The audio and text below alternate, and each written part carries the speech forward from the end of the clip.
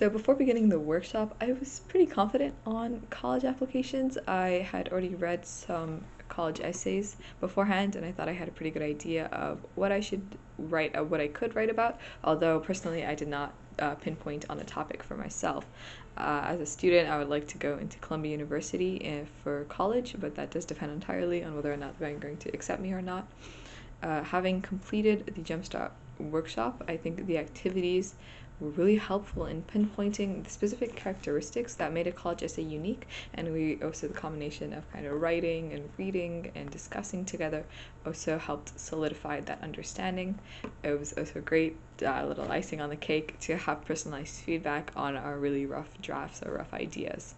Having done the workshop, I would like to say that I feel more confident about the essay in particular. I was confident before, but now it's great to have a head start on a really crucial element of a college application.